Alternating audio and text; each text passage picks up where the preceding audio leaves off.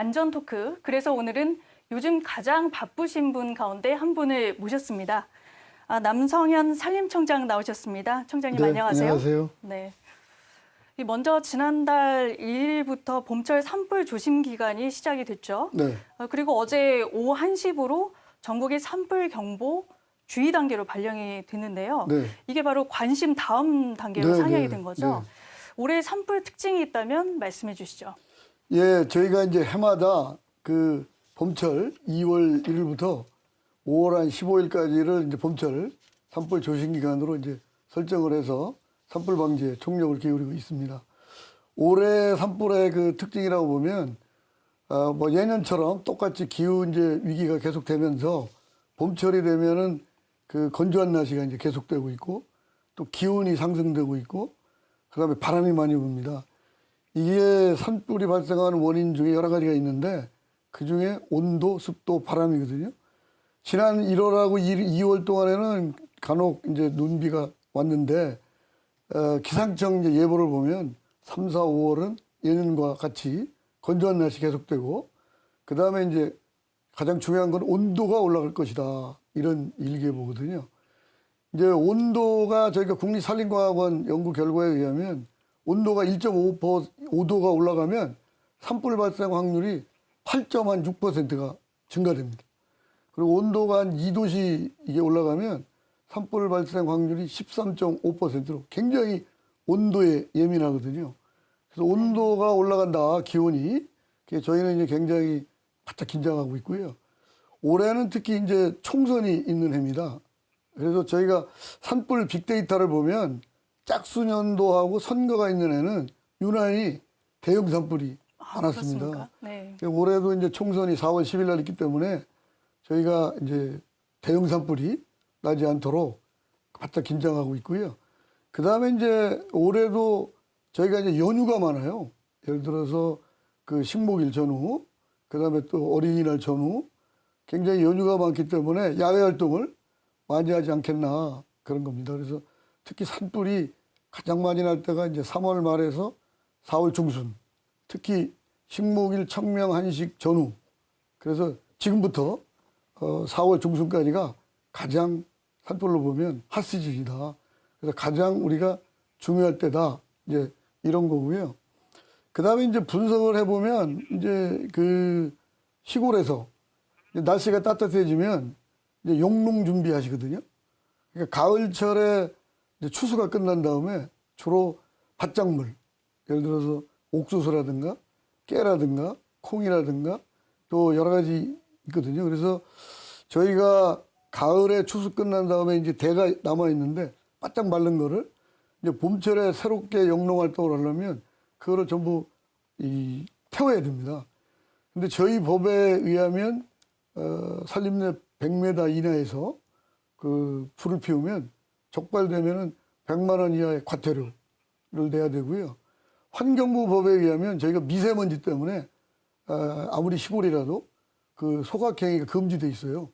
그래서 저희는 이제 그런 관행을 좀 더 바꿔나가야 되지 않겠나. 이제 이런 그래서 네. 올해 산불의 특징을 하여튼 요약하면 온도가 올라간다. 그다음에 예년처럼 똑같이 계속 건조한 날씨가 계속된다. 그리고 우리나라 지형 여러 가지 기후 여건이 바람이 많이 분다. 봄철에는 이제 이런 거를 가지고 우리가 대책을 지금 강구를 하고 있습니다.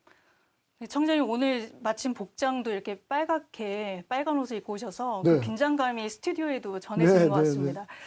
이 산불이 연차 연중화 또 대형화되고 있다는데요. 네. 그 이유가 있다면 어디에서 찾을 수 있을까요? 이제 지구촌이 이제 뉴스를 보시면 굉장히 이제 뭐 캘리포니아, 칠레, 뭐 호주, 그 과거에 또 하와이, 지난해 캐나다 뭐 이런 등등해서 지구촌이 기후 변화로 하여튼 이 산불이 이제 대형화되고 있어요. 우리나라의 경우도 이제 예외는 아닌데 건조한 날씨가 계속되고 그 다음에 이제 특히 우리나라의 경우는 지난 한 50여 년간 나무를 심었거든요. 120억 그루의 나무를 별도로 심었습니다. 그래서 이 산불로 보면 연료를 보면 연료거든요. 나무의 부피가 20년 전보다 지금이 3배가 늘었어요. 그래서 이제 산불 예방을 위해서 적절하게 습도 이게 속과 배주고 이게 지구촌이 거의 그렇게 가고 있거든요. 그러니까 연료량도 많아지고 있다. 그다음에 온도가 올라가고 있다. 바람이 분다. 그다음에 이제 또 하나는 야외 활동을 너무 많이 이제 하시잖아요. 이제 3, 4, 5월 되면.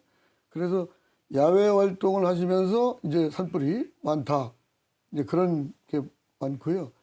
최근 들어서는 이제 코로나 이제 몇 년간 코로나로 활동이 이제 뜸하시다가 이제 코로나가 풀린 다음에 더욱더 이렇게 가시는 경우가 많아요. 그래서 저희가 면적으로 보면 이제 지난 한 10년 전보다 면적이 한 20배 정도 늘었고요.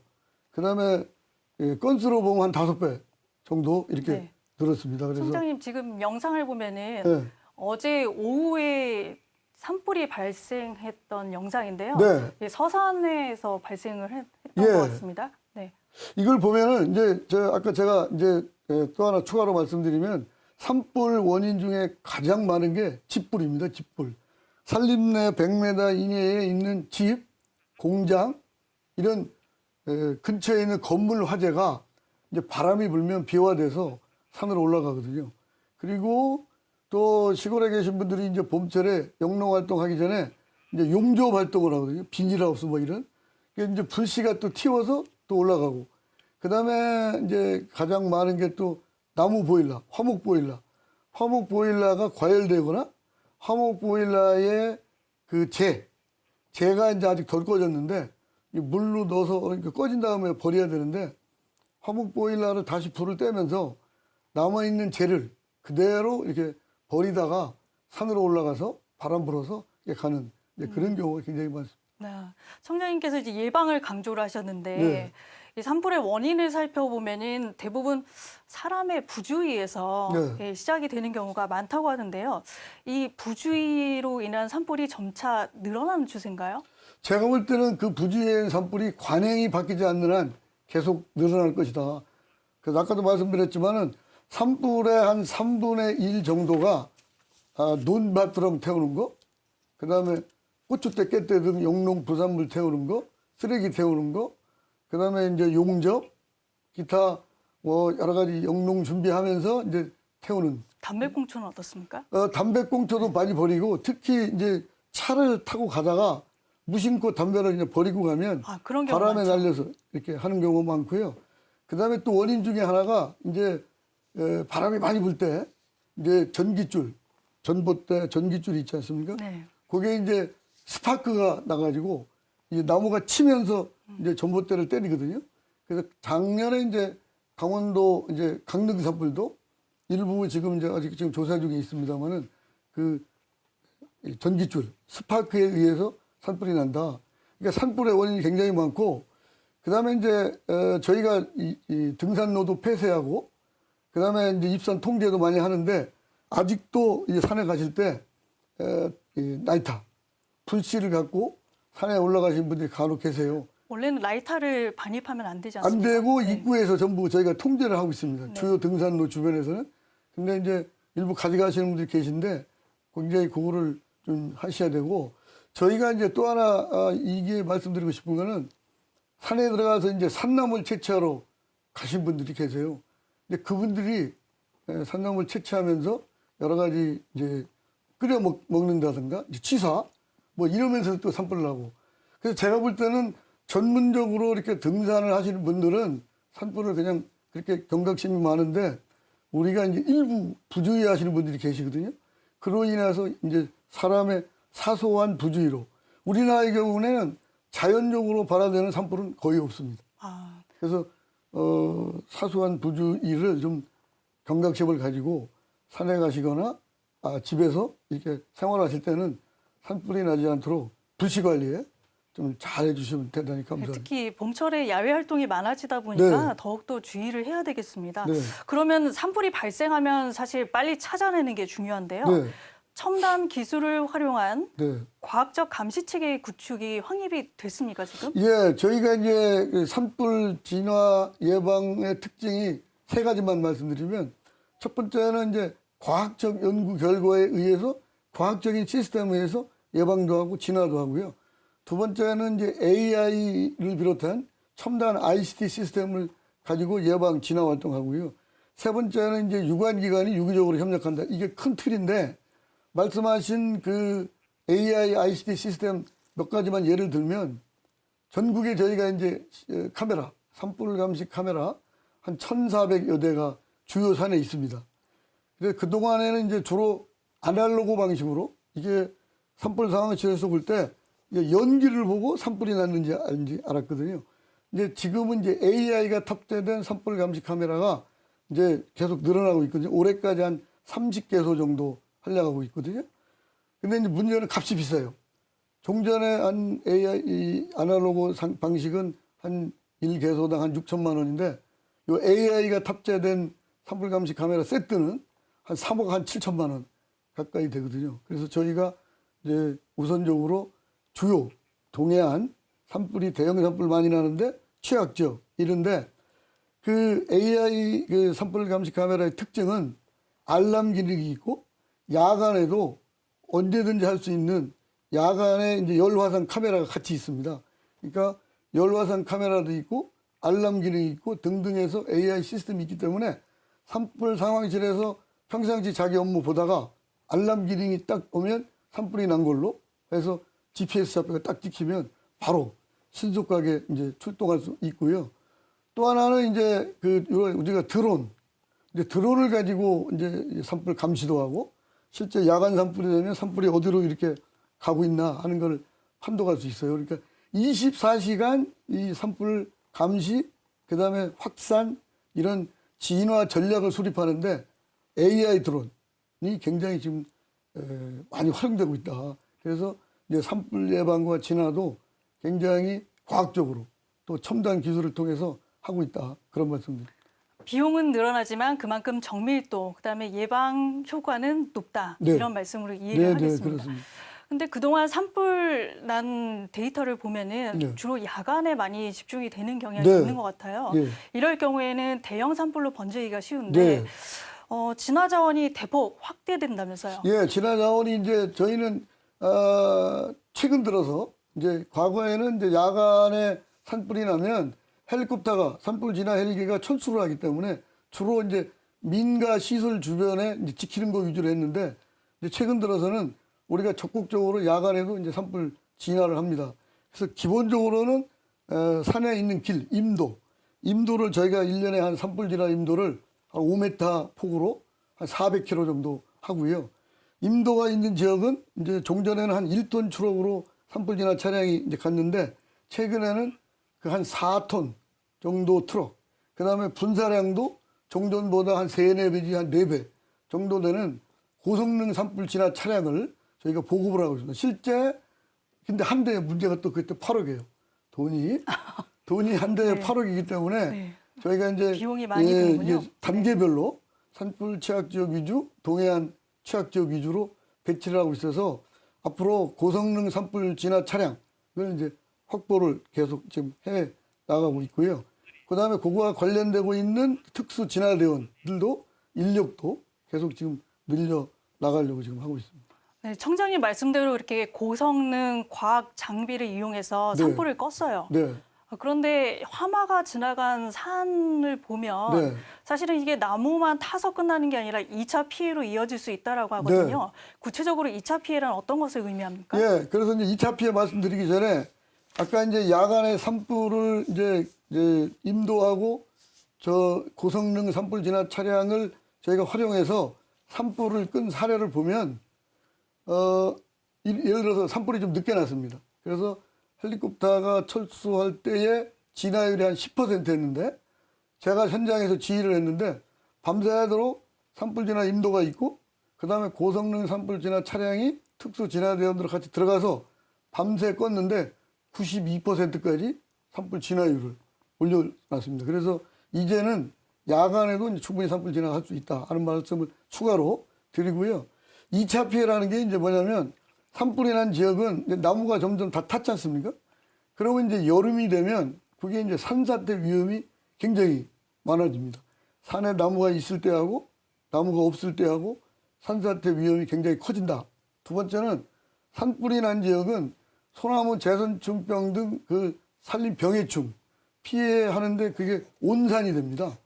그래서 산불, 산사태, 병해충이 입체적으로 같이 돌아간다. 그래서 이제는 산림 재난을 따로따로 구분해서 관리하는 게 아니라 산불, 산사태, 산림 병해충이 상호 원인 결과가 연계되기 때문에 통합 관리해야 된다. 그래서 저희는 이제는 통합 관리하려고 각종 법, 제도, 조직 그렇게 지금 확충해 나가고 있습니다. 그 말씀에 이어서 제가 추가 질문을 좀 네. 드려볼게요. 예, 그 산림청에서 신경 써야 되는 부분이 한 축이 산불이 있고 예, 다른 한 축이 이제 산사태 네. 이 부분이 있습니다. 네. 이 대응 체계를 종합적으로 유기적으로 네. 지금 준비하신다고 그러는데 네. 구체적으로 어떻게 준비를 하시는 건지. 그래서 이제 저희는 이제 처음에 제가 취임하자마자 관계 부처하고 협의를 해서 저희가 이제 산림재난통제관 국장급 그 부서를 하나 신설을 했고요.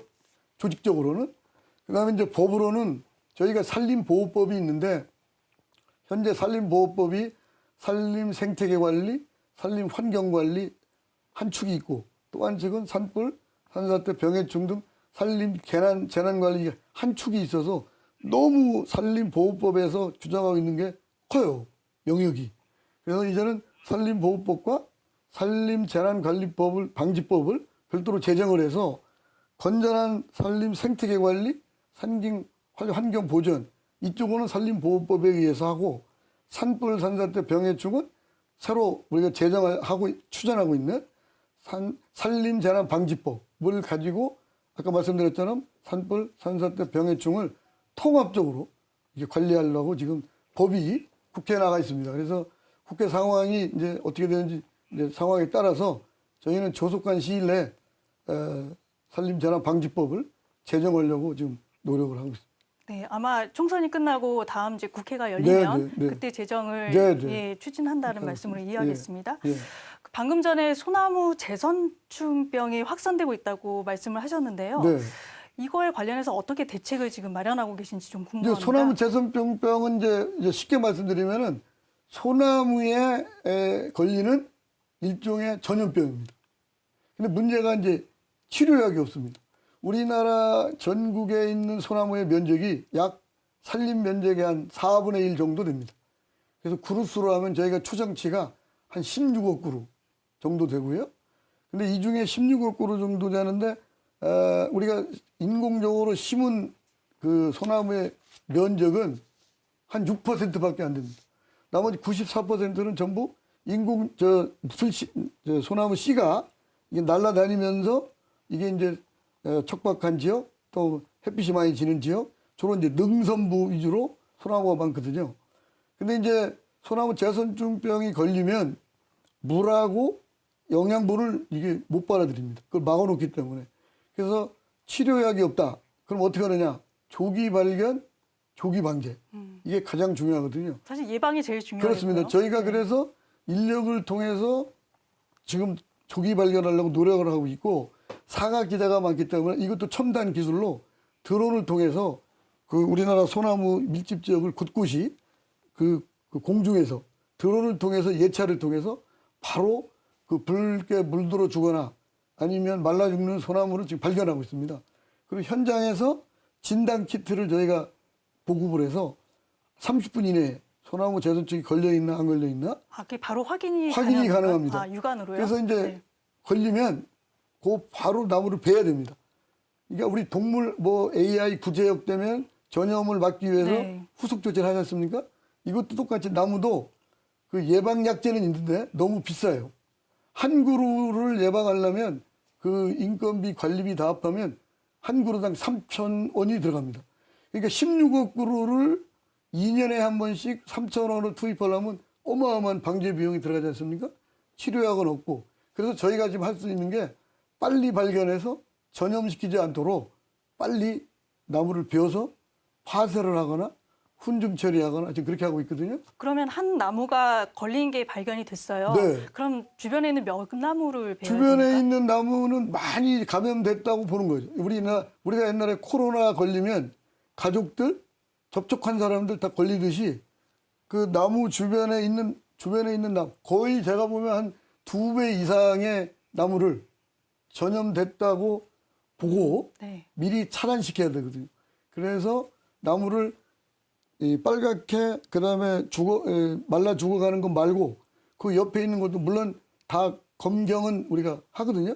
그런데 대부분이 그 걸렸다고 생각하고 주변에 있는 나무까지 베서 그 확산을 저지하는데 저희가 이제 이게 이제 일본에서 1988년에 들어왔는데 많은 세월이 흘렀지 않습니까? 그래서 연구도 우리가 중국, 일본, 우리나라, 대만 주로 동북아시아에 있는 소나무에 치명적인 피해를 주는 그런 병의 축이거든요. 전염병. 그래서 공동 연구도 하고 그랬는데 치료약은 아직까지도 저희가 만들지는 못하고 있고요. 그래서 예방약제 중요한 지역, 문화재 보호구역, 산림 보호구역, 그 다음에 소중한 소나무림 중에 보호해야 될 가치가 있는 지역은 예방약제를 통해서 하고 나머지 지역은 조기 발견, 그 다음에 조기 방제. 그래서 국민 여러분들께 부탁하고 싶은 거는 주변에 이제 소나무가 말라 죽어가고 있거나 빨갛게 물들거나 이게 단풍이 아닙니다. 소나무가 붉게 물들거나 말라 죽어가고 있으면 1588-3249 1588-3249로 반드시 조기에 신고를 해주시면 저희가 포상금도 드립니다. 신고 포상금. 그러니까 얼마를 받을 수 있을까요? 지금 그 금액은 제가 정확하게 말씀을 못 드리겠는데 그 제 기억을 한 100만 원 포상금 주는 걸로 지금 알고 있거든요. 그러니까 포상금도 주니까 주변에 그 말라 죽어가고 있는 그 붉게 물들거나 이거는 바로 신고를 해주셔야 1588-3249 1588-3249 네. 그러면 협조해 주시면 소나무 재단청으로부터 우리 소중한 소나무를 지켜내는데 천병 역할을 할 수 있다 이렇게 생각합니다. 청장님 말씀을 쭉 들어보니까 방금 이런 궁금증이 생겼어요. 네. 산업 현장에서 사고가 발생할 경우에 네. 중대재해처벌법 적용을 받거든요. 네. 그런데 부주의로 인해서 산불이 발생했거나 네. 뭐 부주의로 인해서 산림 재해가 발생했을 경우에 이런 중처법이 적용이 될까요? 네. 저희가 전국의 산림 지역에 매년 이제 산림 사업을 하고 있거든요.